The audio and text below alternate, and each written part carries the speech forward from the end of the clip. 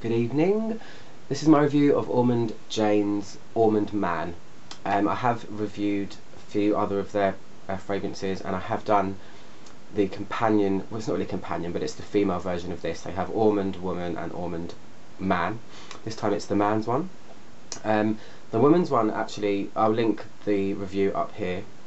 The woman's one is actually quite masculine, I think, and this one just takes it that little bit step further into masculinity. They're both kind of very spicy, so yeah, interesting. I like both of them actually. So this one came out in 2004. I would classify it as a woody spicy. That's kind of the main feel of it. Woody spicy green. It's got something in it that's quite apparently precious, or not used very often or in such large quantities, and that's black hemlock. So anyway, I'll go through the notes with you. I've been wearing this for, I've worn it a couple of times. I'm wearing it all day today, so today feels right to review it. So the top notes are coriander, cardamom, pink pepper, juniper and bergamot. Then the heart notes are this black hemlock, which is a poisonous flower. I've read quite a lot of different things about the way it's supposed to smell. I think it smells like pine. I thought it was in the pine fir family. I don't know. It's got a different kind of things about it that I don't know. Some people have said it smells a little bit animalic, weird, like parsnips. I don't know. And then the other heart note is oud, which is, if you're not familiar with what it is, it's a very highly sought after and prized, or highly used ingredient in the Middle East. And apparently, I was looking today about this, watched a little tiny interview with the lady that makes their fragrances, Linda Pilkington, and she said that the amount of oud they've used in this is really, really minimal. She said it was like 1 part to 1,000 or something like that. So it was almost like she's used it as a fixative, or just to give that slightly oudy edge, because oud is very powerful, and usually when it's in a fragrance you know it, but it gives an interesting twist to this. And then the base notes are musk, sandalwood, cedar and vetiver. So it's drying on my wrist, but I'm going to spray it on my hand as well. I don't have the bottle, I've got the discovery pack, so I have my sample that I've been playing around with.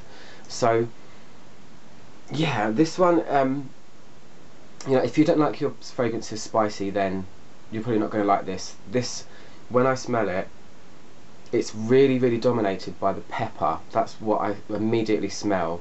It's like a very green tinged kind of fresh pepper smell, and I found that with a lot of Ormonde Jayne's fragrances that I've tried so far, apart from one which is called Tolu.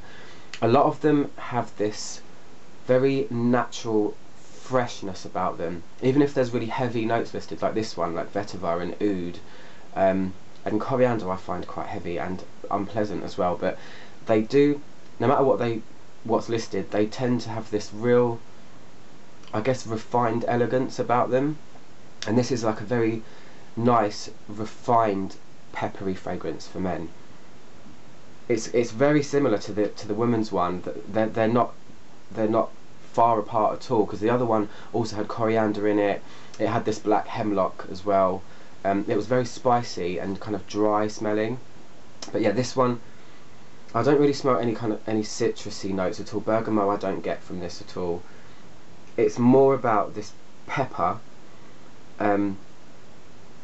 greenery, and then you can smell the oud, which is really weird, but it's not overly crazy. It's like I said, it's like you can smell it, but it just gives that depth to it. So you've got all these kind of fresher notes around the edge, but the core you can. Sorry, my camera decided to run out of battery halfway through me speaking to you. Anyway, so as I was saying, yeah, it's probably of all of the fragrances that I've smelled that have oud in them, this is probably my favourite. I just like the way it's done. I like the fact that it's not too overbearing. It just kind of slots in really nicely and just kind of does its job. So I really like this one for that reason. When it's starting to dry, so it has been drying for about 15 minutes now because I have to charge my camera quickly. when the pepper eventually kind of calms down a bit, I'm not saying it's calm by any means, because it is kind of pepper dominated, but that's when I can really start to appreciate and smell the more woody notes in this, the cedar and the sandalwood. There's a real nice crispness that comes out, like I don't know, I love the way that cedar smells. It has a kind of weird, almost kind of like nail varnishy petrol smell. I really like it, and it gives a fragrance a kind of crispness, and I can get that. I get wafts of a real kind of sharp, gentlemanly smell, which I think is really, really nice.